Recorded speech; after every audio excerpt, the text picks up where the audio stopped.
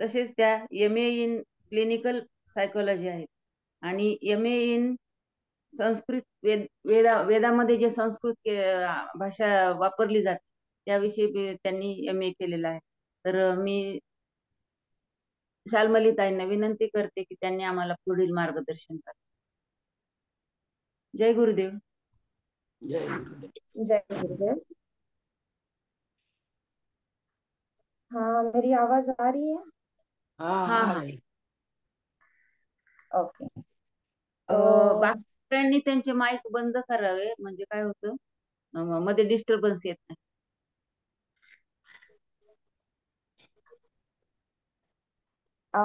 मराठीमध्ये चालणार आहे की हो हिंदीमध्ये? हो, मराठीतच चालेल. मराठी. हम्म. ठीक. तर आधी धन्यवाद की मला इथे एक संधी दिली आयुर्वेदाविषयीच्या तुम्हाला सांगण्यासाठी. तर वेळेचा विचार करता आपण लवकर सुरू करूया. तोपर्यंत मी एक PPT शेअर केली आहे इंद्राणी मॅमना. तर जर शक्य असेल तर त्या स्क्रीन जर शेअर करू शकतील तर छान.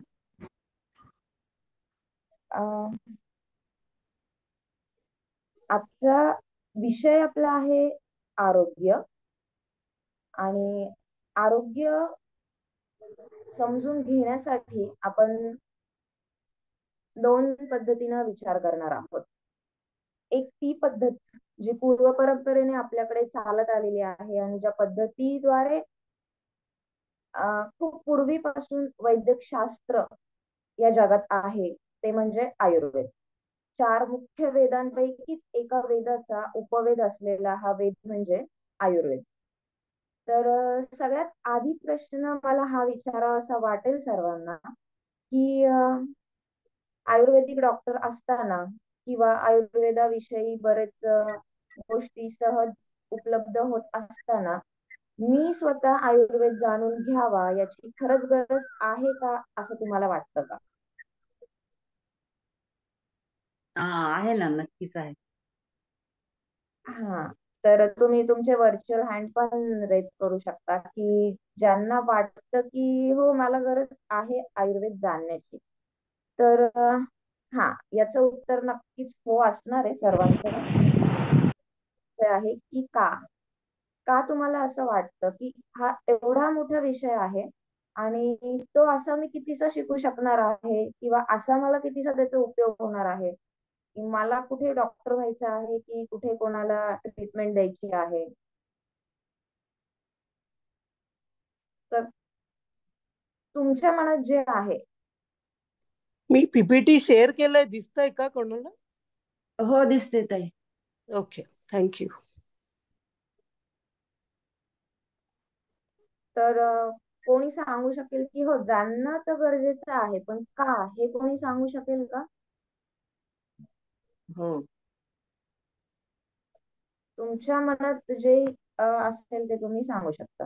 हा, जाणणं गरजेचं असं वाटतं की जसं आपण मेडिकल सायन्सचे काय जाणून घेऊन त्याचे दुष्परिणाम काय आहेत आणि आयुर्वेदानुसार काही असतील तर ते पण आपल्याला कळतं, म्हणून जाणून घ्यावं. बरोबर. याच्याशिवाय पण तुमची काही उत्तरं असतील तुम्ही चॅट बॉक्स मध्ये टाकू शकता. तर आपण थोडस पुढे जाऊयात. आयुर्वेद म्हणजे काय, तर आपण बघू शकतोय की आयुषो वेद हा आयुर्वेद हा. तर एक वस्तू किंवा एक गोष्ट अशी आहे की जी मनुष्याच्या जन्मापासून शेवटपर्यंत ही त्याच्या बरोबर असते, ती म्हणजे आहे आयुष्य. आणि हे आयुष्य जगण्याचं जे साधन आहे, ज्या साधनेद्वारा मनुष्य आयुष्य जगतो, ते साधन आहे शरीर. आणि ह्याच करता माझ्या ज्या सगळ्या इच्छा आहेत किंवा जे काही मला आयुष्यात गोष्टी पूर्ण करायच्या आहेत, अनुभवायच्या आहेत, शिकायच्या आहेत, त्या पूर्ण करण्यासाठी माझ्याकडे एक सगळ्यात महत्वाचं साधन आहे, ते म्हणजे शरीर. आणि त्याकरता या शरीराविषयी मला सर्व माहिती असणं हे गरजेचं आहे. मग जर ही माहिती मला आधीच माझ्याबद्दल माहित आहे, मला माझं वजन माहिती आहे, मला माझी उंची माहिती आहे, मला माझा रंग माहिती आहे, ह्या सगळ्या गोष्टी मला माझ्याविषयी माहिती आहेत. तर याचा अर्थ असा आहे का की मला माझ्याविषयीचं पूर्ण ज्ञान आलेलं आहे असं वाटतं? नाही. तर ह्या सगळ्या गोष्टी आहेत, ह्या बाह्य आहेत, की ज्या बाह्य स्वरूपात तुम्ही समजू शकता, जाणू शकता. पण ह्या व्यतिरिक्त जेव्हा मला माझ्या आंतरिक शरीराचा अभ्यास करायचा असेल किंवा समजून घ्यायचा असेल, तर त्यासाठी मला ह्या वैद्यक शास्त्राचा उपयोग आहे. आता ह्यातही आपण म्हणू शकू की दोन पॅथी आहेत किंवा दोन विचार पद्धती आहेत. एक नव्याने उदयास आलेली आधुनिक वैद्यकशास्त्र आणि एक पूर्व परंपरेने चालत आलेलं आयुर्वेद. तर प्रश्न हा नाहीये इथे की कोणतं श्रेष्ठ आहे, कोणतं करायला हवं, कोणतं नाही करायला हवं. पण हा प्रश्न नक्की आहे की दोन्ही मला माहीत असायला हवं. का? तर माझं शरीर जे आहे ते पंचमहाभूतांपासून तयार झालेलं आहे आणि प्रकृती जी आहे ती देखील पांचभौतिक आहे. जेव्हा मी निसर्गात राहते आणि नैसर्गिक पद्धतीनं जेव्हा मला जीवन जगण्याची आवड आहे, अशाच वेळेस जर मला माहित असेल की माझ्या शरीराची रचना निसर्गाच्या दृष्टीने कशी झालेली आहे, तेव्हा मला निसर्गात होणारे बदल आणि माझ्या शरीरात होणारे बदल यांचा ताळमेळ साधणं, समतोल साधणं हे सोपं जाईल. आणि यासाठी म्हणूनच माझ्या शरीराविषयी जेव्हा मी आयुर्वेदाद्वारे समजून घेते, तेव्हा मला बऱ्याचशा गोष्टी समजणं अगदी सोपं जातं. तर आयुर्वेदामध्ये आयुष्याविषयी अनेक सर्व गोष्टी सांगितलेल्या आहेत, पण आजचा आपला विषय स्वास्थ्य आहे, म्हणून आपण आज स्वास्थ्य या विषयी आधी जाणून घेऊयात. तर इथे स्वास्थ्य म्हणजे काय, याची व्याख्या आयुर्वेदात काय दिलेली आहे ती बघूयात. तर सर्वात पहिल्यांदा श्लोक जो आहे तो मी वाचून दाखवते. स्वस्थस्य स्वास्थ्य रक्षणम, आतुरस्य व्याधी परिमोक्षः. तर याचा अर्थ काय आहे की आयुर्वेदाचा प्रथम उद्देशच हा आहे की स्वस्थ व्यक्तीच्या स्वास्थ्याचं रक्षण करणं. म्हणजे जी व्यक्ती मूलतः स्वाभाविकतः आयुष्याच्या कोणत्याही भागात काळात स्वस्थ जर असेल, तर तिचं ते स्वास्थ्य हे टिकून ठेवणं हा सगळ्यात पहिला उद्देश आयुर्वेदाचा. आणि याशिवाय जर कोणी आतुर म्हणजे ज्यांना व्याधी झालेली आहे किंवा जे रुग्ण आहेत, अशा व्यक्तींचे जे व्याधी आहेत ते दूर करून त्यांना स्वास्थ्य देणं आणि त्यानंतर त्यांचं स्वास्थ्य हे मेंटेन ठेवणं. ही एक सिंपल डेफिनेशन आहे, सोपी व्याख्या आहे स्वास्थ्याविषयी, आणि तेच आयुर्वेदाचं प्रयोजन आहे, एम आहे किंवा उद्देश आहे असं आपण म्हणूयात. तर असं शास्त्र ज्यात सांगितलं गेलं आहे की तुम्ही स्वस्थ कसे राहू शकता आणि जरी व्याधी झाला तरी तुम्ही तो दूर कसा करू शकता.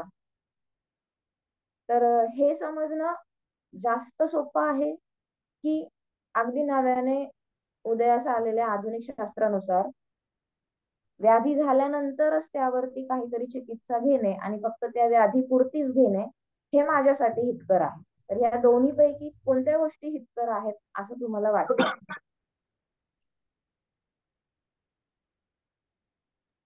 स्वास्थ्य समजून पहिलं जे आहे. हा, तर हे बरोबर आहे की समजून घेणं आणि त्यानुसार दिनचर्या असेल किंवा प्रत्येक गोष्टी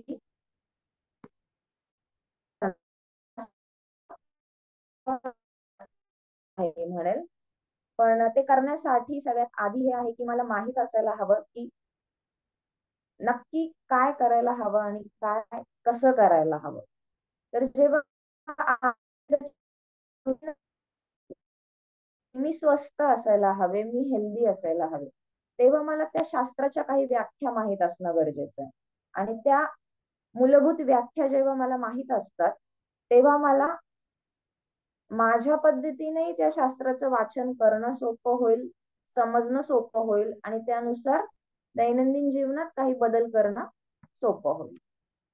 तर पहिल्यांदा आपण बघितलं की प्रयोजन काय आहे आयुर्वेदाचं, आणि आता बघूयात आपण की स्वास्थ्याची व्याख्या, हेल्थ म्हणजे एक्झॅक्टली काय सांगितलेली आहे हे बघूयात. तर आरोग्याच्या बऱ्याच व्याख्या आयुर्वेदात सांगितलेल्या आहेत, पण आजच्या आपल्या विषयाशी संबंधित एक व्याख्या इथे आपण बघूया. तर ती व्याख्या आहे, समदोषः समाग्निश्च समधातु मलक्रियाः प्रसन्न आत्म इंद्रियाः इंद्रिय मनः स्वस्थ इति अभिधीयते.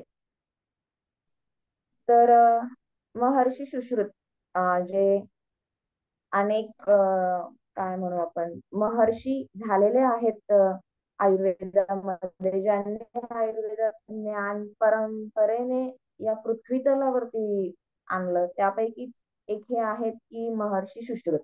त्यांनी आपल्या सुश्रुत या संहितेमध्ये आयुर्वेद स्वास्थ्याची ही व्याख्या सांगितली आहे.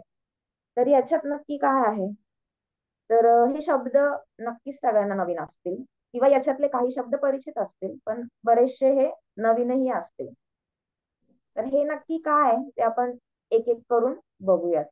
तर पहिला शब्द आहे समदोषः. तर दोष म्हणजे काय आहे थोडक्यात माहित असेल की त्रिदोष असतात, वात पित्त कफ, आणि त्यानुसार काहीतरी शरीराचं असतं की कधी कधी वाचलं जातं कुठेतरी, मग वात वाढतो, मग पित्त वाढतं किंवा कफ वाढतो. तर ह्याच्याशी संबंधित कधीतरी हा शब्द तुम्ही नक्की ऐकला असेल. तर इथे थोडक्यात आपण बघू की समदोषः म्हणजे काय. तर याच्यात दोन शब्द आहेत, सम आणि दोषः. तर पहिला शब्द दुसरा शब्द आहे दोषः. तर दोष म्हणजे इथे अर्थ आहे त्रिदोष. आता हे त्रिदोष काय आहेत, तर मराठीमध्ये जरी ते दोष हा शब्द आपण वेगळ्या अर्थाने दैनंदिन जीवनात वापरत असलो, तरी इथे त्या दोष या शब्दाचा अर्थ वेगळा आहे. तर इथे त्याचा अर्थ आहे दूषयंती इति दोषाः. म्हणजे दोष हा शरीरातला एक असा घटक आहे जो घटक तुमच्या शरीरात काही ऍक्टिव्ह चेंजेस घडून आणतो किंवा काही घटना घडून आणण्यास कारणीभूत ठरतो. एक साधन म्हणूया की वात पित्त आणि कफ हे तीन एक साधन आहेत की जे संपूर्ण शरीर व्यापलेले असतात, आणि ह्या तिन्ही दोषांचा जेव्हा समतोल शरीरामध्ये असतो तेव्हाच ती आपण अलाइनमेंट म्हणू शकू, इक्विलिब्रियम म्हणू शकू किंवा स्वास्थ्य म्हणू शकू. तर माझा पहिला उद्देश हा असणार आहे की माझे शरीरातील जे तीन दोष आहेत, प्रत्येक मनुष्याच्या शरीरात तीन दोष हे असतातच, फक्त ते कमी अधिक प्रमाणात वेळेनुसार, वयानुसार, ऋतूनुसार हे बदलत असतात. तर ते जेव्हा बदलत असतात तेव्हा त्यांच्यातली होणारी वाढ किंवा त्यांचा होणारा क्षय म्हणजे जे कमी होतात ते योग्य प्रमाणात ठेवणं हा माझा सगळ्यात पहिला उद्देश आहे. तो कसा ठेवणार, कशा प्रकारे ठेवणार हे आपण पुढे बघूयात, पण इथे आधी मूलभूत व्याख्या समजून घेऊयात. तर हे झाला दोष. माझ्या शरीरातील तीन दोष जे आहेत ते समावस्थेत असायला हवे. त्यानंतर समाग्निश्च, सम अग्नी. तर इथे अग्नी म्हणजे सगळ्यात पहिल्यांदा जाठर अग्नीचा विचार केलेला गेलाय. आता जाठर अग्नी म्हणजे काय, तर भूक, जी रोजची भूक मला लागते, अन्नाचं घेतलेल्या अन्नाचं पचन शरीर जे करते, जी अग्नी याचं पचन करते त्याला जाठर अग्नी असं म्हटलेलं आहे. तर तिथे आपल्याला गॅस्ट्रिक ऍसिड म्हणून माहिती आहेत किंवा सिक्रिशन्स माहिती आहेत, पण आयुर्वेदामध्ये त्याला अग्नी ही संज्ञा दिलेली आहे. तर अग्नी असं का म्हटलेलं आहे, तर अग्नी अग्नीमध्येच ही क्षमता आहे की तुम्ही शरीरामध्ये जे कोणते बाहेरचे घटक शरीरात घ्याल त्याचं परिवर्तन शरीरासाठी योग्य अशा माध्यमात करणं. तर ती ताकद फक्त अग्नीमध्येच आहे. म्हणजे आपण म्हणतो जसं की यज्ञामध्येही अग्नी असतो आणि त्याच्यात आपण कोणतीही शिधा दिली, समिधा दिली तरी त्याचा पूर्णपणे भस्म हे होतं, तसंच अन्नाचंही असतं. म्हणून सगळ्यात जास्त महत्व अग्नीला दिलेलं आहे. अग्नीचा अजून एक गुणधर्म याच्यात सांगितलेला आहे की एखाद्या घटकामधील जे गुण असतात त्या गुणाचं परिवर्तन करण्याचं सामर्थ्य हे फक्त अग्नीमध्ये असतं. जसं की मी पाणी पिते, पण निसर्गतः पाण्याचं जे स्वरूप माझ्या शरीराच्या बाहेर आहे ते जेव्हा माझ्या शरीराच्या आत जातं आणि तेव्हा हे पाणी माझ्या शरीराला उपयोगी होण्यासाठी ज्या मात्रेत किंवा ज्या फॉर्म मध्ये असायला हवं तो बदल करण्याची क्षमता ह्या अग्नीमध्ये असते. कारण तसं पाहिलं तर डायरेक्ट मी बाहेरचं पाणी माझ्या शरीरात गेलं आणि ते डायरेक्ट शरीरामध्ये उपयोगी आलं असं होत नाही. त्याच्यावरती आधी प्रक्रिया होणं गरजेचं असतं. तर हे पाण्याविषयीच नाही तर प्रत्येक घटकाविषयी आहे जे बाहेर ना माझ्या शरीरात जातं. मग ते पाणी असेल, अन्न असेल, वायू असेल, कोणतीही. तर आता तुम्ही म्हणाल की वायू आणि मग अग्नी म्हणजे मी घेणारा श्वासोच्छ्वास आणि अग्नी, जाठरातील अग्नी किंवा पोटातील अग्नी ह्याचा संबंध कसा आहे. तर इथे मुख्य अग्नी हा एक सांगितलेला आहे जाठराग्नी, पण याशिवाय 13 प्रकारचे अग्नी शरीरात आहेत त्यांचाही उल्लेख आयुर्वेदामध्ये आहे. तर हे 13 प्रकारचे अग्नी कोणते आहेत की जे शरीरात वेगळ्या वेगळ्या ठिकाणी आहेत आणि तिथे येणाऱ्या घटकांचं रूपांतर ते शरीरासाठी योग्य अशा मात्रेमध्ये किंवा फॉर्मॅट मध्ये म्हणू शकू ती अग्नी करते. तर इथे हा झाला दुसरा घटक की जो शरीराचा अग्नी आहे तो मी समस्थितीत ठेवला, म्हणजे खूप जास्त पण अग्नी नाहीये किंवा अग्नी अगदी मांदे पण नाही झालेला आहे. अशी जेव्हा समस्थिती माझ्या अग्नीची असते ती स्थिती. पुढे समधातू मलक्रिया. तर धातू आता आयुर्वेदात धातू सप्तधातू म्हणून उल्लेख केलेला आहे. बॉडी फाउंडेशन जे म्हणू शकतो आपण की जो बेस आहे शरीराचा तयार झालेला तर तो सप्त धातूंपासून तयार झाला. तर हे सप्तधातू कोणते? रस, रक्त, मांस, मेद, अस्थि, मज्जा आणि शुक्र. हे सप्तधातू सर्वांच्या शरीरात उपस्थित असतात. रस थोडक्यात सांगायचं तर रस म्हणजे मी घेत असणारा आहार रस म्हणजेच रोजचे जेवण किंवा अन्न. बाहेरील निसर्गातून किंवा बाहेरच्या जगातून अन्न माझ्या शरीरात जातं आणि पहिला धातू तयार होतो रस. या रसावरती शरीर प्रक्रिया करतं आणि त्याचं रूपांतर होतं रक्तामध्ये. आणि ह्याच प्रकारे पहिल्या धातूतून दुसऱ्या, दुसऱ्या धातूतून तिसऱ्या अशा त्या अन्नाचं रूपांतरण होत होत होत होत अंतिम धातू म्हणजे शुक्र, ज्याला ओजस असं सुद्धा म्हटलं जातं, त्याच्यात अन्नाचं रूपांतर होतं.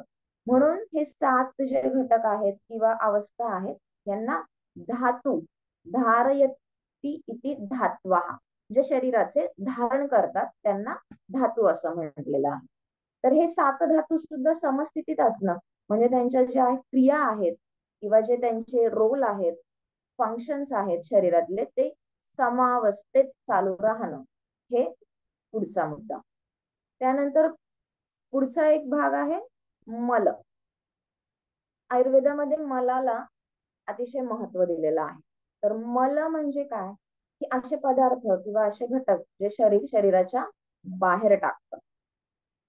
तर तुम्ही फक्त विचार करू शकता की जर असं झालं की जे मेटाबॉलिझम किंवा जे काही प्रक्रिया माझ्या शरीरात मी घेतलेल्या अन्नावरती होते ते अन्न पूर्णतः 100% माझ्या शरीरासाठी उपयोगी नसतं किंवा ते तेव्हा उपयोगी नसतं किंवा ते ज्या फॉर्म मध्ये आहे त्यात उपयोगी नसतं. अशा वेळेस जे अधिक अंश जो असतो त्याच्यातला जो आता मला उपयोगी नाहीये किंवा आता माझी अग्नी त्याचं पचन नाही करू शकत आहे त्याला रेसिड्यू म्हणू आपण किंवा वेस्ट प्रॉडक्ट म्हणू. तर ते जर शरीरात राहिले तर माझं शरीर बॅलन्स राहील का?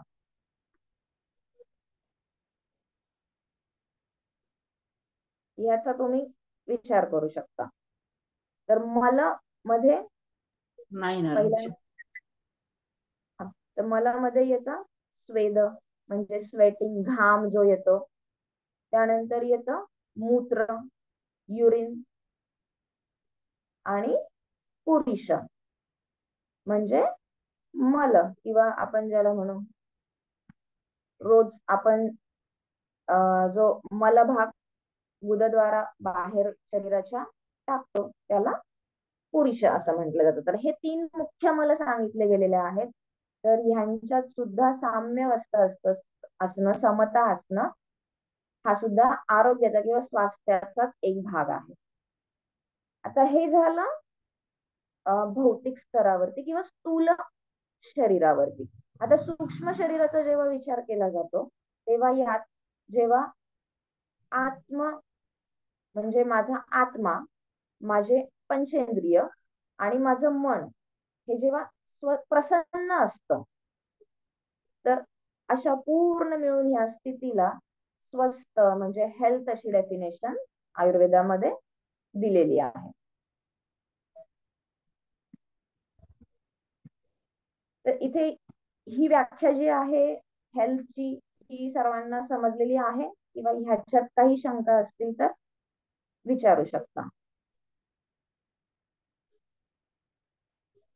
आजचा आपला उद्देश आहे स्वास्थ्य म्हणजे काय किंवा हेल्थ म्हणजे काय हे समजणं, म्हणून इथं आपण स्वास्थ्याचीच व्याख्या थोडस डीप मध्ये बघतो आहोत. सर्वांना हे लक्षात आलेलं आहे स्वास्थ्य म्हणजे काय? हो. ओके. तर आता हे जे सर्व घटक सांगितलेले आहेत, हे सगळे घटक जेव्हा माझ्या शरीरात साम्यावस्थेत असतील तेव्हा मी स्वस्थ असेल. तर मग आता ते कसे असू शकतील त्याविषयी आधी मला हे माहित असलं पाहिजे की दोष म्हणजे नक्की काय, अग्नी म्हणजे नक्की काय, आणि मग मला समजू शकेल की हे सम अवस्थेत कसे आणायचे. तर आधीच आपण बघितलं की दोष हे 3 आहेत, वात, पित्त आणि कफ. प्रत्येक व्यक्तीमध्ये साधारणतः एका दोषाचं प्राधान्य असतं, की त्याचं शरीर मुख्यतः त्या दोषाच्या अनुसरून चालत असतं. म्हणजेच जर आपण म्हणू की वातदोष आहे, वातदोषाचे काही गुणधर्म आहेत की ज्याच्यावरनं मी जाणू शकते की हा वातदोष आहे. जसं की चल चल ही जी क्रिया आहे ही वाताची आहे. माझ्या शरीरात जे सर्व चलन वलन होते आहे, म्हणजे अगदी अन्न मुखात घेतल्यापासून ते जाठरात जाईपर्यंत, किंवा रक्त जे माझ्या शरीरात पूर्ण दिवस फिरत असते, जे हृदयाकडनं फुफ्फुसाकडे जात असते, अशी कोणतीही चलनवलनची जी क्रिया आहे ती वात या दोषाद्वारे होत असते. मग जेव्हा असं होतं की ह्या क्रियेमध्ये कमी जास्त काही बदल घडतात, तेव्हा मला कळतं की हा माझ्या शरीरातला वात जो आहे ना तो बिघडलेला आहे, आणि आता मला तो वात जो आहे ना तो बॅलन्स करणं गरजेचं आहे. यात गुण सांगितले गेलेले आहेत, आता आपण थोडक्यात ते बघूयात. त्यानंतर पित्त. पित्तामध्ये पित्ताचे अनेक गुण सांगितलेले आहेत पित्त दोषाचे. तर उष्णता हा पित्ताचा गुण माहितीच आहे. जेव्हा मला शरीरात जास्त उष्णता जाणवते तेव्हा माझ्या शरीरातलं पित्त वाढलेलं आहे हे मला कळतं, आणि मग ते वाढलेलं असेल तर कमी व्हायला हवं, कमी झालेलं असेल तर ते वाढायला हवं, म्हणजे ते सम अवस्थेत यायला हवं, हे मी ओळखू शकते. आणि कफ. तर कफाचा गुण आहे शीतता. तर आपल्याला सगळ्यांना माहिती आहे की थंडी जेव्हा असते, थंड ऋतूमध्ये हिवाळ्यामध्ये कफ वाढतो, हे आपण अगदी बोली भाषेत सुद्धा बोलतो. तर मग नक्की कफ वाढतो म्हणजे काय होतं, तर तो वाढलेला आहे, तर तो कोणत्या गुणधर्माने वाढलेला आहे, फक्त शीतगुणाने वाढलेला आहे की इतर गुणाने वाढलेला आहे, आणि मग जर तो वाढलेला आहे तर तो कमी कसा करायचा, हे सगळं मला त्याच्यातनं समजू शकतं. तर साधारण हे काही गुण आहेत त्रिदोषाचे, आणि माझ्या शरीरात ज्या दोषाचे लक्षण जास्त दिसतात तो दोष प्रधान माझी प्रकृती आहे हे मी समजू शकते. जसं की माझ्या शरीरात किंवा माझा स्वभाव आहे जिथे मी शारीरिक हालचाली ह्या अगदी पटपट करू शकते, जिथे माझ्या शरीराचं चलन वलन हे अगदी सोपं आहे, तर माझी प्रकृती असू शकते वात. तर जसं मला माझी वजन, उंची हे सर्व माहित असतं, तसंच मला माझी प्रकृती माहित असणं सुद्धा तितकंच गरजेचं असतं. तर ते तुम्ही अभ्यासानेही ओळखू शकता किंवा तुम्ही कोणत्याही वैद्याचं मार्गदर्शन घेऊन तुमची प्रकृती सध्या कोणती आहे हे ओळखू शकता. तर स्वास्थ्याची अजून एक व्याख्या दिलेली आहे किंवा अरोगता. अरोगता म्हणजे शरीरात रोग नसणं, याची अजून एक व्याख्या दिली आहे. तिथे लिहिलेलं आहे त्यात, रोगस्तु दोष वैषम्यम दोष साम्य अरोगता. म्हणजे दोष वैषम्य, दोषांमध्ये विषमता जेव्हा येते त्याला रोग असे म्हटले जाते. आणि दोष साम्यता, ह्याच दोषांमध्ये जेव्हा साम्यता येते तेव्हा त्याला अरोगता असं म्हटलं जातं. म्हणजे निरोगी असण्याची जर सोपी व्याख्या मी बघितली तर माझे त्रिदोष जरी बॅलन्स असतील तरी मी निरोगी या सत्रात मोडते. आणि माझे त्रिदोष जर खालीवर झालेले असतील, विषम झालेले असतील, तर ते रोग म्हणून समजलं जातं. मग तुम्हाला कोणते लक्षण जरी दिसत नसतील पण आभ्यंतरतः तुमचे दोष नीट काम करत नसतील तरी सुद्धा तुम्ही रोगी ह्याच सत्रात मोडता. म्हणून फक्त मला काही झालेलं आहे किंवा कोणती लक्षणं मला बाह्यतः दिसत आहे तरच मी आजारी आहे आणि तरच मला कोणती ट्रीटमेंट घेण्याची, चिकित्सा घेण्याची गरज आहे, तर असं नाहीये. चिकित्सा घेणं, एखाद्या गोष्टीसाठी औषधी घेणं ही खूप खूप शेवटची स्टेप आहे किंवा शेवटची पायरी आहे असं आपण म्हणू शकतो. मग त्या पायरीपर्यंत पोहोचूच नये याच्यासाठी आधीपासूनच जर मी ही साम्यता, हे बॅलन्स केलं तर व्याधी हा होणारच नाही. तर इथे मुख्य व्याख्येतला मुख्य घटक बघितला आपण त्रिदोष. अग्नीविषयी आपण थोडक्यात बघितलं, मलांविषयी थोडक्यात बघितलं. तर भौतिक शरीरापैकी अजून एक मुख्य घटक आहे. आता आपण अन्नाविषयी बोलतच आहोत, तर मग शरीरातले दोष तर समजलं, पण हे दोष खालीवर होतात कसे किंवा कशामुळे हे समजणं पण गरजेचं आहे, तरच मी ते समअवस्थेत ठेवू शकते. तर मी जो आहार घेते हा षडरसामध्ये अभ्यासला जाऊ शकतो किंवा समजला जाऊ शकतो. तर हे षडरस कोणते सांगितले, तर पहिल्या कॉलम मध्ये जर आपण बघितलं तर त्यांची आयुर्वेदिक नावं दिलेली आहेत. 6 रस सांगितलेले आहेत: मधुर, आम्ल, लवण, कटु, तिक्त, कषाय. कोणताही पदार्थ या 6 रसांमध्येच विभागला जातो. कोणताही पृथ्वी तलावरचा पदार्थ असो, सजीव असो, निर्जीव असो, कोणताही असो. तर यांचीच मराठीतली नावं आपण बघूयात. मधुर म्हणजे गोड, आम्ल म्हणजे आंबट, लवण म्हणजे खारट, कटू म्हणजे तिखट. इथे कटू म्हणजे कडू नाही होत, तर कटू म्हणजे तिखट, आणि तिक्त म्हणजे कडू, आणि कषाय म्हणजे तुरट. तर हे 6 रस असतात. जे अन्न मी ग्रहण करते ते ह्या 6 रसांपैकी एक रस असतो. यांचे इंग्लिश नावं सुद्धा पुढे दिलेली आहेत. आता मला जर समजेल की मधुर हा रस कोणत्या महाभूतापासून बनलेला आहे, तर तो पृथ्वी आणि जल या महाभूतापासून बनलेला आहे. तर मी जसं सांगितलं की शरीर हे पांच भौतिक आहे. जेव्हा मला समजेल की माझ्या शरीरातले सुद्धा पृथ्वी किंवा जल हे तत्व कमी झालेलं आहे, तर तेव्हा मी जर मधुर रस असलेल्या आहाराचं सेवन केलं तर ते तत्व वाढतील आणि ते समस्थितीत येतील. बरोबर. इथे आहाराचा आणि पंचमहाभूताचा संबंध तुमच्या लक्षात आला आहे का, की हे कनेक्शन कसं केलेलं आहे? कोणी सांगू शकेल?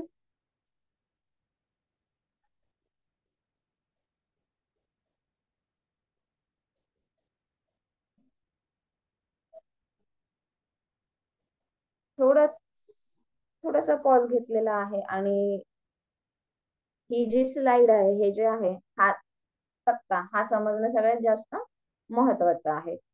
जर मला कळेल की मी आहार जो घेत आहे त्याचा माझ्या शरीरात काय बदल होतोय, परिणाम होतोय, काय कमी होतोय, काय जास्त होतोय, हे जेव्हा समजू शकेल तेव्हाच मी ते साम्यावस्थेत आणू शकेल. तर घेतलेला आहार आणि महाभूत यांचा संबंध तुमच्या लक्षात आलेला आहे का?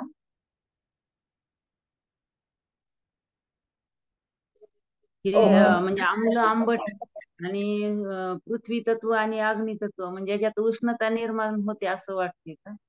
पृथ्वी म्हणजे जल, हे पृथ्वी तत्व आणि जल तत्व म्हणजे घन आहार आणि पातळ आहार घेणं असं आहे का?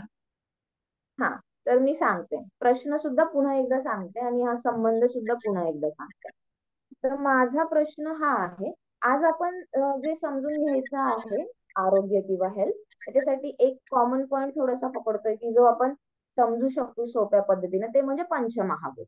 तर आपण त्रिदोष बघितले, वात पित्त कफ, या तीन दोषामध्ये सुद्धा महाभूतांचं, काही ठराविक महाभूतांचं प्राधान्य असतं. जसं की जर वातदोष असेल तर त्याच्यात वायू आणि आकाश महाभूताचं प्राधान्य आहे. वातदोष जर असेल तर त्याच्यात पित्त दोष जर असेल तर त्याच्यात अग्नी आणि जल महाभूताचं प्राधान्य आहे. आणि कफ दोष जर असेल तर त्याच्यात जल आणि पृथ्वी महादोषाचं, पंचमहाभूताचं प्राधान्य आहे. तर जसा त्रिदोषाचा पंचमहाभूताशी आपण संबंध बघितला, आपण पंचमहाभूताशी संबंध का बघतोय ना, कारण मी माझं हो. शरीर निसर्गाच्या व्याख्येतनं समजून घेते आज. आणि निसर्ग हा मला पंचमहाभूताच्या व्याख्येमध्ये माहित आहे. पंचमहाभूत कोणते? पृथ्वी, जल, तेज, वायू, आकाश. तर हे जसे बाहेर निसर्गात उपलब्ध आहे तसेच ते माझ्या शरीरात सुद्धा आहे. तर माझ्या शरीरातले पंचमहाभूत मी कसे ओळखणार? जर मी ते ओळखले तरच मी माझ्यातले पंचमहाभूत हे निसर्गातल्या पंचमहाभूताशी बॅलन्स करू शकेल किंवा मॅच करू शकेल. आणि तेच बॅलन्स करणं म्हणजे काय? समता, बॅलन्स माझ्या शरीराचा येणं. आणि त्यालाच काय म्हटलेलं आहे? स्वास्थ्य म्हणजे आरोग्य. हा, तर एवढं लक्षात आलं की त्रिदोष आणि पंचमहाभूताचा संबंध.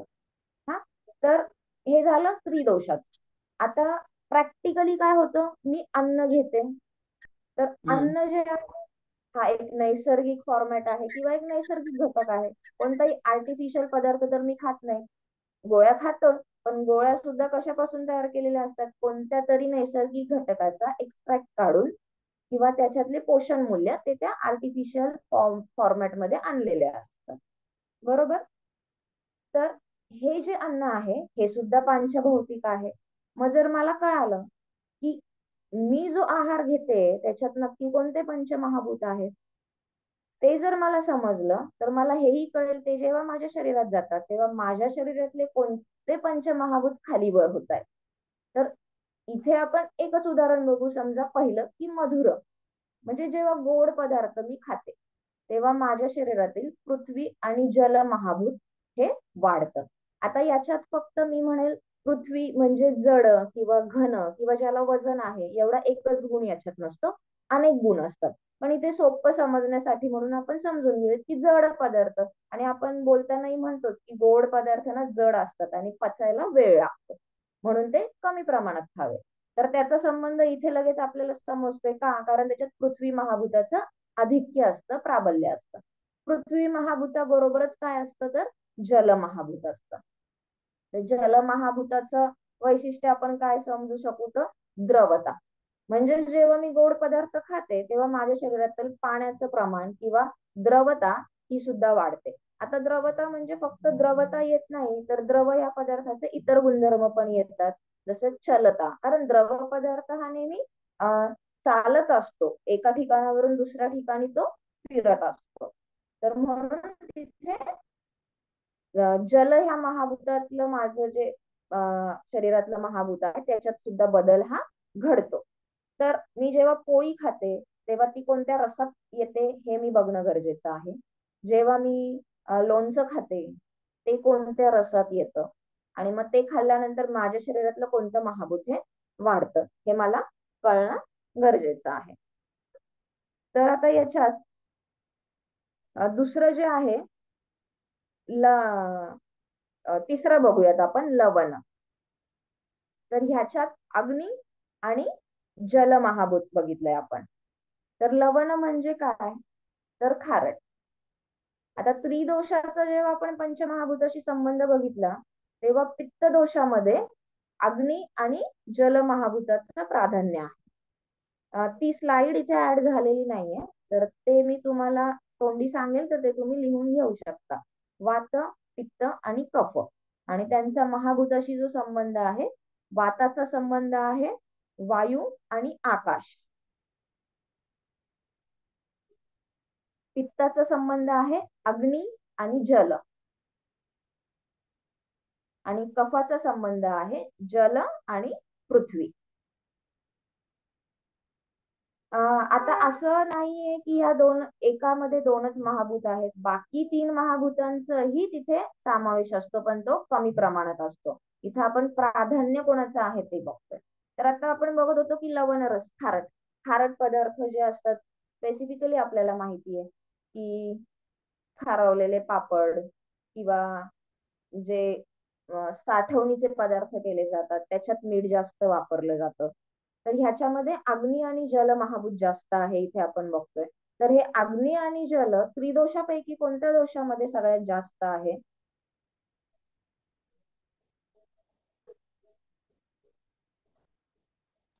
लवण.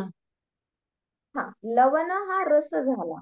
आपण जे त्रिदोष बघितले याच्या आधी, त्या त्रिदोष मध्ये अग्नी आणि जल कशात जास्त प्रमाणात आहे? पित्त. पित्त. मध्ये, बरोबर. म्हणजे इथे मी डायरेक्ट संबंध लावू शकते की जेव्हा मी खारट पदार्थ, खारवलेले पदार्थ जास्त खाते तेव्हा माझ्या शरीरातील पित्त हे वाढणार. तर असं हे एकमेकांशी संबंधित आहे. आता तुम्हाला समजला हा संबंध कसा आहे एकमेकांशी?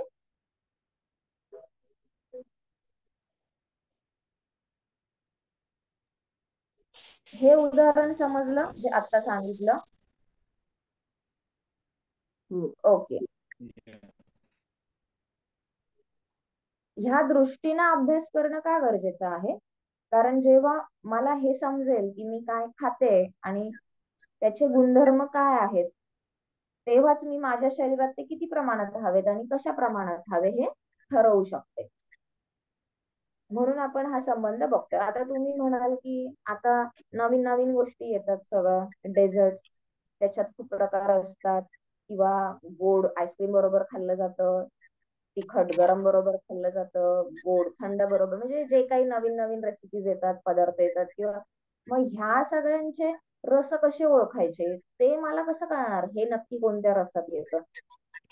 तर त्यातला जो मुख्य घटक असतो त्या घटकाचा रस कोणता आहे ह्याचं सर्व सर्व सर्व विश्लेषण आयुर्वेदामध्ये दिलेलं आहे. त्याच्यामुळे कितीही नवीन रेसिपीज आल्या, पद्धती आल्या, तरी सुद्धा त्याच्यातलं मूल घटक जो आहे, जसं कोणताही पदार्थ बनतो, तांदूळापासून बनत असेल, रव्यापासून बनत असेल, गव्हापासून बनत असेल, साखरेपासून बनत असेल, जे काही असेल, तर त्याचा तो जो मूल घटक आहे ना, त्याचा जो मूळ रस आहे तो त्या पदार्थाचा, डिशचा रस प्राधान्याने समजावा. आणि जर तो मला कळाला तर मी माझं डाएट स्वतः डिझाईन करू शकते. आणि ह्याच्यासाठी हे माहित असणं गरजेचं आहे. म्हणून डाएट डिझाईन करण्यासाठी मी कोणाची मदत नक्की घेऊ शकते, पण त्यातलं ज्ञान मलाही असायला हवं. आणि मग याच्यानंतर जेव्हा आता मी वाचेल की हे खाल्लं की पित्त वाढतं, हे खाल्लं की वात वाढतो, आता मी त्याचा संबंध जास्त लावू शकते की वात वाढतो म्हणजे नक्की काय होतं, ते खाल्ल्यामुळे वाढतो म्हणजे नक्की काय होतं. तर साधारण अन्न आणि पंचमहाभूताचा असा हा संबंध आहे. तर आता हे पंचमहाभूत जे आहे ते निसर्गात असतात, बरोबर. निसर्ग हा बदलत असतो म्हणजे एक निसर्ग चक्र आहे, ज्याला आपण षड ऋतू असं म्हणूयात. ऋतू उन्हाळा, पावसाळा, हिवाळा, एक झालं की एक एकामागून एक हे ऋतू येत असतात. आता हे ऋतू बदलत असतात म्हणजेच काय होत असतं ना, की उन्हाळ्यात जे पंचमहाभूताची स्थिती असते ती पावसाळ्यात बदलते. म्हणजे उन्हाळ्यात जर अग्नीचं प्राबल्य असेल तर पावसाळ्यात जलतत्वाचं असतं. हेच हिवाळ्यात जी पंचमहाभूताची स्थिती असते ती बदलत असते. म्हणजे असं नाहीये की 12ही महिने एकच महाभूताचं आधिक्य आहे आणि बाकी 4 सुद्धा सेम त्या स्थितीत आहे. तर हे जे चक्र असतं हे फिरत असतं. तर इथं आधी षड ऋतू फक्त बघून घेऊयात. 3 मराठी ऋतू तर माहिती आहेत, उन्हाळा, पावसाळा, हिवाळा. हेच 3 ऋतू ना थोडेसे आपण अजून 2-2 भागात जर विभागले तर त्याचे 3 दुने 6 असे 6 ऋतू होतात. तर हे कोणते? सुरुवात आपण हेमंत पासून करूयात खालून. तर हेमंत आणि शिशिर हे 2 ऋतू साधारण आपण म्हणू शकू की हिवाळा आहे. म्हणजे प्री विंटर आणि विंटर असं तिथे लिहिलेलं आहे. त्यानंतर वसंत, ग्रीष्म म्हणजे उन्हाळा आणि उन्हाळ्याच्या आधीचा काही काळ, म्हणजे त्याला स्प्रिंग असं सुद्धा म्हटलं जातं. तर हे 2 ऋतू मिळून आपण उन्हाळा समजूयात. आणि त्यानंतर वर्षा आणि शरद, ज्याला पावसाळा असं म्हणूयात. तर इथे ऋतू माहित असणं, आज कोणता ऋतू चालू आहे हे माहित असणं गरजेचं आहे. आता ह्या 6 ऋतूपैकी आता कोणता ऋतू चालू आहे, कोणी सांगू शकेल का? ग्रीष्म. हा, आता ग्रीष्म ऋतू चालू आहे. वसंत संपत आलेला आहे आणि ग्रीष्म ऋतू हा सुरू झालेला आहे. तर ह्याच्यात मला माहित असणं का गरजेचं आहे की ऋतू बदललेला आहे. त्यामुळे मला कळतं जेव्हा ऋतू बदलतो बाहेरच्या पंचभूतांमध्ये बदल होतो आणि त्याच्यात बदल झाला म्हणजे त्या निसर्गाचा परिणाम माझ्या शरीरावरती आपोआप होतोच. म्हणून त्यामुळे माझ्या शरीरातले पंचमहाभूत सुद्धा बदलतात. आणि म्हणजे तेव्हा खाली वर झालेले आहेत ते बॅलन्स करण्यासाठी मी काय करू शकते, तर माझ्या आहारात जे महाभूत कमी आहे त्या महाभूतचे पदार्थ जर समाविष्ट केले तर ते महाभूत वाढू शकते आणि माझं आरोग्य जे आहे ते साम्यावस्थेत येऊ शकतं. तर आजच्या वेळेचा विचार करता 1 तास हा वेळ दिलेला होता मला. त्यानुसार थोडक्यात मी इथं त्रिदोष, आहार आणि ऋतू यांचा तिघांमध्ये संबंध बघता आरोग्य किंवा स्वास्थ्य कशा प्रकारे मिळू शकतं हे इथं थोडक्यात बघितलं. तर पाहायला गेलं तर याच्यात मी आता प्रॅक्टिकली लगेच याच्यातलं काय यूज करू शकते हे समजणं आता तसं थोडस अवघड जाऊ शकतं. पण हळूहळू जर ह्या गोष्टी समजल्या, आत्मसात करत गेलो तर हे अगदी सोपं आहे. हे अगदी तसंच आहे सायकल चालवण्यासारखं. जसं सायकल पहिल्यांदा चालवताना मी अडखळते, पडते. दोन्ही चाक ज्या गतीत, ज्या प्रमाणात, ज्या प्रतलामध्ये फिरतात त्यांचं ते फिरणं आणि माझ्या शरीराची स्थिती बॅलन्स करणं मला सुरुवातीला अवघड जातं. पण जेव्हा एकदा ते बॅलन्स होतं, सायकलची गती आणि माझी गती ही जेव्हा मॅच होते तेव्हा मी आपोआप ती सायकल चालवायला शिकते. त्यानंतर मला विचार करावा लागत नाही दरवेळेस की अरे कोणता ऋतू चालू आहे, अरे हा कोणता रस आहे, अरे वात वाढलाय का, पित्त वाढलंय का, ह्याचा विचार करायची गरज पडत नाही. हा, पण जेव्हा हे माझ्यासाठी सगळं नवीन आहे तेव्हा प्रत्येक पावलावरती मला ह्या प्रत्येक संज्ञा बघणं, त्या समजणं, समजून घेणं गरजेचे आहे. आणि ह्यासाठी म्हणून तुम्ही कोणत्याही आयुर्वेदिक वैद्याचा सल्ला घेऊ शकता, मार्गदर्शन घेऊ शकता आणि त्यांच्याकडनं हळूहळू थोडं थोडं हे ज्ञान मिळवू शकता. कारण हे ज्ञान घेण्यासाठी थोडा वेळ नक्की लागू शकतो, पण जेव्हा एकदा तुम्हाला ह्या गोष्टी सगळ्या समजू शकतात, आत्मसात तुम्ही करू शकतात, त्यानंतर तुम्हाला त्या रोजच्या आयुष्यात आणणं अगदी सोपं आहे. आणि आजच्या ह्या याच्यावरतीच आपण तिसऱ्या सत्रामध्ये बघणार आहोत की मग माझा आहार कसा असला पाहिजे, कोणता असला पाहिजे. पण तो का हे आज पहिल्या सत्रात बघणं गरजेचं आहे. नाहीतर हे सोपं होतं मला सांगणं की तुमची प्रकृती वात आहे, वात प्रकृतीसाठी हे खा, हे खाऊ नका. किंवा कोणाची प्रकृती पित्त आहे, पित्त प्रकृतीसाठी हे खायचंय, हे नाही खायचंय. पण हे गणित एवढं सोपं नाहीये की ते सर्वांना सरसकट लागू होईल. पण इतकं अवघडही नाहीये की जे माझ्यासाठीच मी गणित मांडू शकणार नाही. मार्गदर्शन त्याच्यासाठी नक्की लागेल, पण गणित मांडणं पण तेवढं सोपं आहे. तर आजच्या सत्रामध्ये आपण एवढंच बघत आहोत की आयुर्वेदानुसार स्वास्थ्य म्हणजे काय, त्रिदोष म्हणजे काय, त्यानुसार माझी प्रकृती कोणती असू शकते, त्यानुसार मी कोणता आहार घेतला पाहिजे आणि कोणत्या ऋतूमध्ये कोणता आहार घेतला पाहिजे किंवा आहारामध्ये बदल का केला पाहिजे हे समजण्यासाठीच हे आजचं सत्र. तर ह्याच्यात तुम्हाला कोणत्याही शंका असतील तर तुम्ही विचारू शकता. प्रत्येक ऋतूमध्ये थोडा म्हणजे प्रकृतीमध्ये बदल पडतोच ना. हो, अगदी प्रत्येक अगदी बदल होतो प्रकृतीत, म्हणूनच ऋतू बदलतो. जर बदलच झाला नाही निसर्गात कोणताच तर ऋतू बदलणारच नाही. अच्छा. त्यामुळे अगदी मोठा बदल होत असतो असं मी म्हणेन, फक्त तो हळूहळू हळू होत असतो.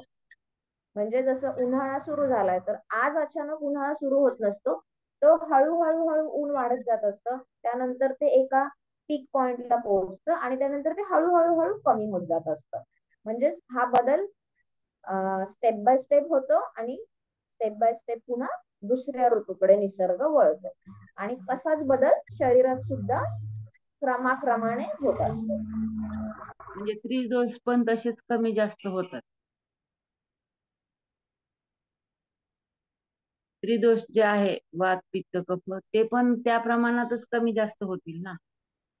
हो, कारण आपण बघितलं की निसर्गात पंचमहाभूत आहेत. ऋतू बदलतो हम्म. म्हणजे पंचमहाभूतामध्ये बदल होतो. आणि त्रिदोष यांच्यात सुद्धा पंचमहाभूत असतात. मग बाहेरचे पंचमहाभूत जेव्हा बदलतात तेव्हा माझ्या शरीरातले पंचमहाभूत सुद्धा बदलतात. मग आज जर उन्हाळा सुरू झाला आहे तर मला जाणवतं की पित्त दोष माझ्यात जास्त जाणवतं.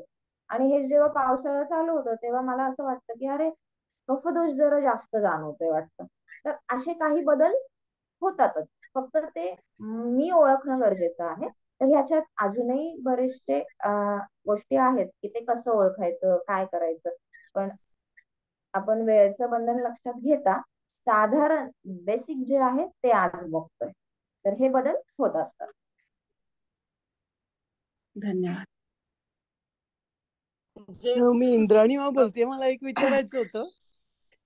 हे जे ऋतू आहेत आणि आपले जे सण आहेत आणि त्या सणाच्या दिवशी जे काही जेवणाची बनवण्याची पद्धत आहे त्याच्यामध्ये पण आता साम्य वाटतंय तुमच्या या ह्याच्यात बघितल्यानंतर, की जानेवारीमध्ये जेव्हा संक्रांत येते तेव्हा गुळाची पोळी करतात, कारण तेव्हा विंटर आहे आणि तेव्हा अग्नी वाढवायला पाहिजे का तत्व तिथे, म्हणून असं आहे का? ते असे पण आहेत का आपल्या सगळ्या कनेक्शन? अगदी बरोबर आहे. अगदी हा मुद्दाच घेणारच होतो, कारण कालच अक्षय तृतीया झालेली आहे आणि मराठी म्हणू शकू आपण संस्कृतीनुसार सण जे आहेत हे तिथीनुसार साजरे केले जातात, ना की तारखेनुसार. तर हे का? तर हे त्याचसाठी आहेत की त्या तिथीला तो सण येतो तर कुठेतरी तो एक लँडमार्क असतो की आता मला माहित असावं आता ग्रीष्म चालू झालेला आहे. आणि मग प्रत्येक सणाचं आपलं जे म्हणतो की आहार जे आहे किंवा त्या दिवशीचं जे जेवण असतं, नैवेद्य असतो जो बनवला जातो, तो एक टिपिकल ठरला गेलेला आहे. तर तो का ठरला गेला आहे? तो ह्याचसाठी आहे की आता इथून पुढे सुरू होणाऱ्या ह्या कालासाठी, ऋतूसाठी हे माझ्या शरीरासाठी अगदी योग्य आहे, आवश्यक आहे. म्हणजे याचा अर्थ असा आहे की त्या दिवशी जे रस त्या अन्नामध्ये, आहारामध्ये असतील ते तुम्ही पुढचे 2 महिने घेऊ शकता. तर साधारण असं विभाजन नक्कीच केलं गेलेलं आहे की त्या त्या ऋतूनुसार जे जे सण येतात त्या त्या सणामध्ये जी ऋतुचर्या सांगितलेली आहे, आहार सांगितलेला आहे, तो त्या ऋतूसाठीचा हा अगदी योग्य आणि पोषक आहार असतो. त्यामुळे आपल्याला ते बाळकडू अगदी सुरुवातीपासूनच मिळालेलं आहे. आणि जे म्हणतो की संस्कृती जुनी आहे, तिचा आता काय संबंध, हे मॉडर्न इरा आहे, पण ती सगळ्यात ऍडव्हान्स आहे. आणि ती आपल्या पूर्वजांनी अंमलात आणली म्हणून कुठेतरी त्यांचं आरोग्य हे अगदी उत्तम होतं. आणि हे त्यातलं एक काय म्हणू आपण सिक्रेट आहे असं नक्की म्हणू शकू, कारण ते अगदी निष्ठेने, प्रामाणिकपणे, आनंदाने सण साजरे करत होते किंवा त्यात सांगितलेल्या प्रथा साजऱ्या करत होत्या. पण त्याचा संबंध शारीरिक आणि मानसिक आरोग्याशी कसा आहे हे आता आपल्याला समजून घेणं गरजेचं असतं. तर एक पहिला शारीरिक संबंध जर हा बघितला तर आहाराशी त्याचा नक्कीच आहे. थँक्यू. जय गुरुदेव. थोड थोडक्यात खास विशिष्ट असे म्हणजे निगेटिव्ह फूड्स म्हणूया आपण, ते कॉम्बिनेशन, तर ते जरा सांगता येईल का?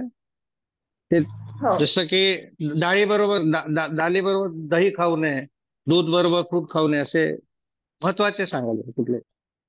हो. ह्याला आयुर्वेदामध्ये विरुद्ध आहार म्हटलं जातं. विरुद्ध आहार म्हणजे असं की जे दोन पदार्थ कधीही एकत्र खाऊ नयेत. त्याचा शरीरावरती खूप काय म्हणू निगेटिव्ह इफेक्ट होतो.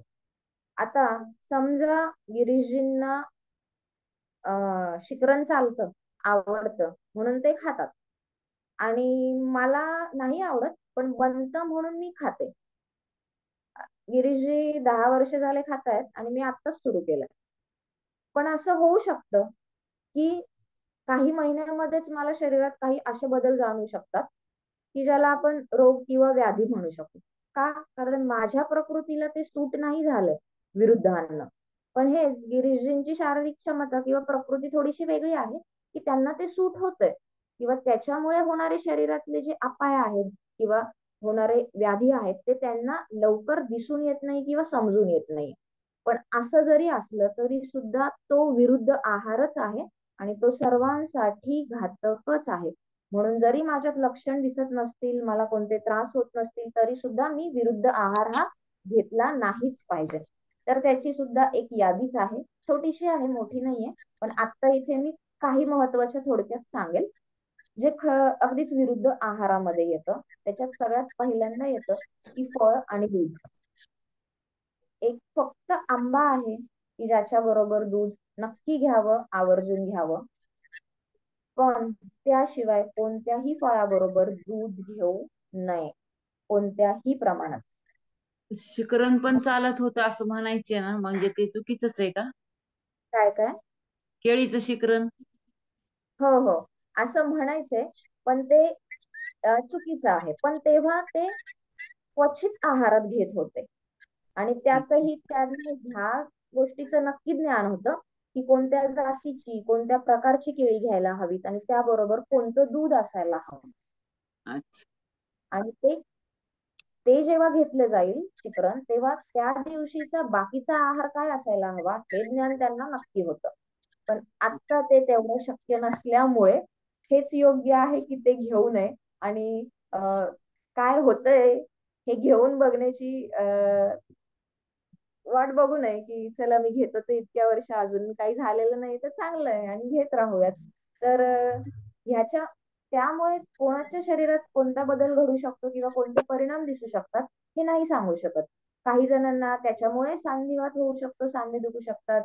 काही जणांना त्यामुळे त्वचेचे आजार होऊ शकतात. काही जणांना त्याच्यामुळे काही मानसिक आजारही होऊ शकतात. तर असं खूप खूप वेगळ्या प्रकारचे परिणाम त्याच्यावर होऊ शकतात. म्हणून विरुद्ध अन्न हे नेहमी वर्ज्य करावं असं सांगितलं गेलं. तर त्याच्यातलं पहिलं आणि मुख्य हेच आहे आता समजण्याकरता की फळं आणि दूध.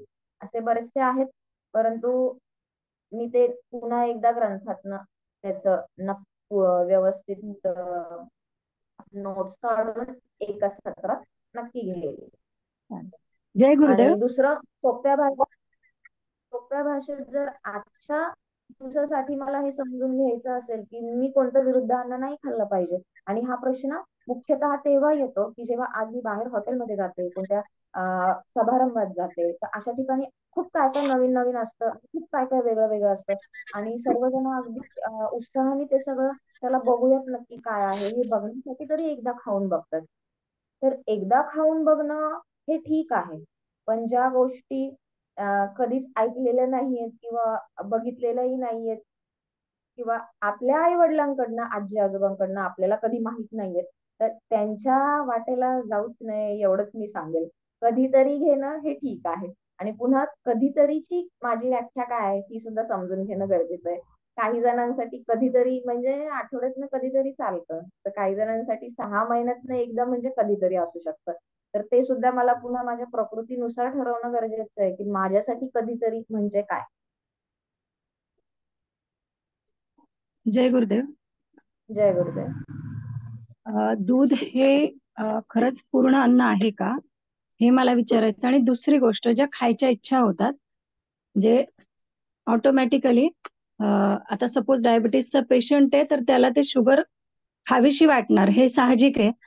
पण तेव्हा जी ती लाळ सुटते तर त्याचे पण काही इफेक्ट होतात का?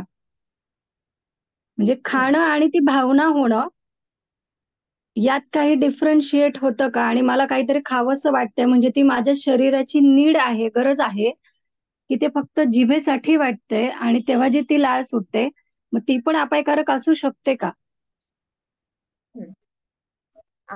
एक अगदी छान आहे हा प्रश्न, आवडीचा प्रश्न आहे माझा असं मी म्हणेल. अं, पहिलं सांगेल की दूध. तर दूध हे पूर्ण अन्न नक्की आहे, पण कोणतं? तर गाईचं दूध, गावरान गाईचं दूध. आता ह्यात सुद्धा पूर्वी ह्या गोष्टीचा अभ्यास करणं गरजेचं नव्हतं. कोणाच्याही दारात उभी असलेली गावरान गाय कोणीही अगदी सहज बघून ओळखू शकत होतं की ही कोणती गावरान गाय आहे, कोणत्या जातीची आहे.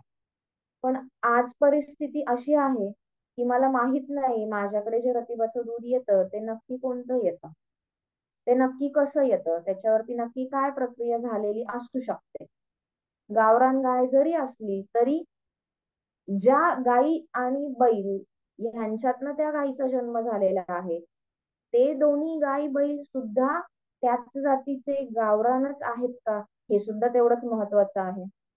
त्यानंतर की ते दूध जे येतं ते मी कोणत्या वयात, कशा प्रकारे, कोणत्या पद्धतीनं घेते हे सुद्धा महत्वाचं आहे. म्हणजे असं नाहीये की मी आयुष्यभर सकाळ संध्याकाळ एक ग्लास दूध पिलं म्हणजे दूध हे पूर्णान्न झालं, नाही. दुधापासून बनणारे पदार्थ हे सुद्धा दुधाच्याच वर्गात मोडले जातात. म्हणून जी संकल्पना असते की दूध हे पूर्ण अन्न आहे आणि दूध घेतलंच पाहिजे, मुलांना तर दूध दिलंच पाहिजे, नक्की दिलं पाहिजे, पण म्हणजे फक्त दूधच नाही तर दुधाच्या पदार्थांचा सुद्धा याच्यात विचार झाला पाहिजे. तर असं सर्व मिळून दूध हे पूर्ण अन्न आहे हे मी सांगेल. दुसरं म्हणजे तुम्ही आता सांगितलं की इच्छा. तर नक्कीच आहाराचा आणि मनाचा संबंध आहे. अगदी म्हणजे पहिले तर आहार आणि मन याचा संबंध आहे. जसं की ताट समोर आलं की ते बघितल्यानंतर सगळ्यात आधी मला वाटतं की हा माझ्या आवडीचं आहे, येस, आज छानपैकी मस्त पैकी बेत, अरे आज ही भाजी नको. मग इथे नक्की हा फरक होतो की जरी ते गुणधर्म माझ्या शरीरासाठी आवश्यक असले तरी फक्त मला आवडत नाही म्हणून मी ते खात नाही, आणि वर्षानुवर्ष मी जेव्हा ते खात नाही तेव्हा त्याची कमतरता माझ्या शरीरात निर्माण होते. पदार्थ तर झालंच, पण आपण म्हणू की पदार्थाचे फॉर्मॅट म्हणजे जसं की कैरी, काहींना कच्ची कैरी आवडते, काहींना त्याचं लोणचं आवडतं, काहींना त्याचा मुरांबा आवडतो. तर जे प्रत्येक बदलणारा हा त्याचा फॉर्मॅट आहे, त्या प्रत्येक बदलणाऱ्या फॉर्मॅट नुसार त्याचे गुणधर्मही बदलतात, चवही बदलतं. त्यामुळे असंही होऊ शकतं की काहींना फक्त एक पदार्थ एक प्रकारेच खावासा वाटतो, काहींना दुसऱ्या प्रकारे. तर तुम्ही जे विचारलं की जे खाण्याची इच्छा होते, प्रत्येकाला एक वेगळी इच्छा होत असते, तर ती खरी असते की खोटी असते हे समजणं गरजेचं आहे. तर बरेचदा ती खोटीच असते, कारण बरेचदा अन्नाचा विचार हा फक्त चवीपुरता होत असतो. चव म्हणजे काय, की कोणतंही अन्न मी जेव्हा तोंडात घेते त्याचा जेव्हा माझ्या जिभेशी संबंध येतो तेव्हा तत्काळ त्या क्षणी मला जे समजतं त्या पदार्थाची जी चव समजते त्याला रस असं म्हटलं जातं, आणि त्या रसावरतीच आज माझी पूर्ण जीवन पद्धती आहे. म्हणजे कसं, मी लोणचं खाते का, चांगलं लागतं म्हणून, किंवा मी तळलेले पदार्थ खाते का, चांगले लागतात म्हणून, पण ह्याचा विचार अभावानेच होतो की त्याचा रस जो आहे तो जरी मला आवडत असला तरी ती माझ्या शरीराची गरज आहे का. आणि ह्यासाठी आधी मला माझी प्रकृती माहित असणं गरजेचं आहे, त्यासाठी मला माझा आत्ताचा ऋतू माहित असणं गरजेचं आहे, आणि त्यानुसार मी ठरवू शकते की मला हे खरंच हवं आहे की नाही. पण असं सुद्धा होऊ शकतं की कधीतरी खरंच वाटतं, अगदी जेन्युअनली वाटतं, मला नाही, मला हे एक चॉकलेटचं बाईट खायचंच आहे. तर असं होऊ शकतं की त्या चॉकलेट मधल्या एखाद्या घटकाची शरीरात कमतरता आहे आणि तेवढ्या काळापुरतं मी थोडस ते खाऊ शकते. पण आता मला खावंसं वाटतंय म्हणून मी 2 किलो चॉकलेट आणून घरात ठेवलंय आणि सकाळ संध्याकाळ मी तेच खाते, तर हे नक्की चुकीचं आहे. तर हे सुद्धा करू नये. आणि दुसरं, जेव्हा मला खरंच ओळखायचंय की मला जे खावंसं वाटतंय ती माझी शरीराची खरंच गरज आहे की नाही, तेव्हा सगळ्यात आधी मी हे चेक करणं सुद्धा गरजेचं आहे की चव ह्याच्या व्यतिरिक्त माझे शरीर, माझं शरीराची बाकी जे घटक आहेत ते साम्यावस्थेत आहेत का. म्हणजे माझा अग्नी आता योग्य आहे का, किंवा माझी शारीरिक क्षमता योग्य आहे का, माझं मन, आत्मा, इंद्रिय हे प्रसन्न ओके आहेत का. म्हणजे मी बाकी माझ्या शरीराच्या किंवा माझ्या स्वतःच्या बाकी भागामध्ये जेव्हा बॅलन्स्ड आहे, तेव्हा मी हे करेक्ट आयडेंटिफाय करू शकते की ही माझी खरी गरज आहे की हे फक्त मला आता चाललोच आहे दुकानासमोरनं, मिळतच आहे, आता जाऊयात खाऊयात, हे आहे. तर हे प्रत्येक व्यक्ती आपलं आपलं ओळखू शकते.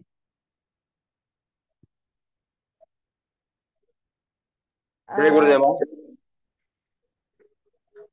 चॅट मध्ये काही प्रश्न आलेले आहेत की लिस्ट जी आहे ती हवी आहे. तर हो, नक्की मी ती शेअर करेल किंवा अजून पुढे आपले सत्र होणारच आहे, तर तेव्हाही मी ते नक्की शेअर करेल. कारण कोणतंही काय म्हणून ह्यातल्या कोणत्याही गोष्टी जर तुम्ही आत्ताही नेटवर टाकल्यात किंवा गुगलवर जरी टाकल्यात ना, तरी त्या तुम्हाला मिळू शकतात. पण ती फक्त इन्फॉर्मेशन होते, ते ज्ञान नाही होत. जेव्हा मला ज्ञान मिळतं तेव्हा त्या ज्ञानाचा उपयोग मी माझ्या स्वतःसाठी करू शकते, ते मी माझ्या आयुष्यात अंमलात आणू शकते. पण इन्फॉर्मेशन ही फक्त तिथेच असते, ती तेवढ्यापुरतीच राहते आणि ती तिथनच जाते, त्याचा तेवढा उपयोग होत नाही. म्हणून आज कितीही सगळी माहिती उपलब्ध असेल तरी सुद्धा आयुर्वेद म्हणजे काय आणि त्याचा माझ्याशी संबंध काय, तो मी रोजच्या आयुष्यात कसं वापरू शकते, ह्याचं ज्ञान अभावानेच आज आपल्याकडे आहे. आणि कदाचित हाच उद्देश आहे ह्या आपल्या SSYच्या प्लॅटफॉर्मवर सुद्धा हे घेण्याचा, की जिथे आपण आरोग्य, स्वास्थ्य, आयुष्य ह्याविषयी अगदी जागरूक असतो, तिथे आयुर्वेद हा त्याचा नक्कीच एक भाग असू शकतो.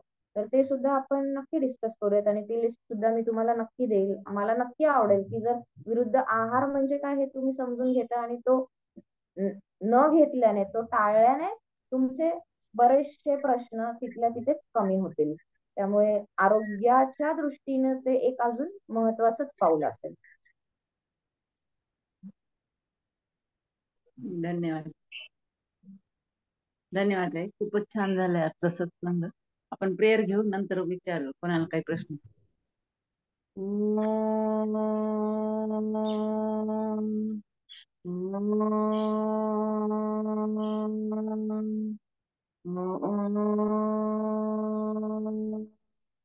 असतो मा सद्गमय, तमसो मा ज्योतिर्गमय, मृत्योर्मामृतं गमय.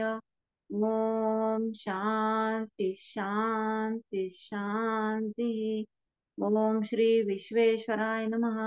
ओम श्री विश्वेश्वराय नमः. ओम श्री विश्वेश्वराय नमः. ओम श्री ऋषि प्रभाकराय नमः. ओम श्री ऋषि प्रभाकराय नमः. ओम श्री ऋषि प्रभाकराय नमः. हरि ओम. श्री गुरुभ्यो नमः. हरि ओम.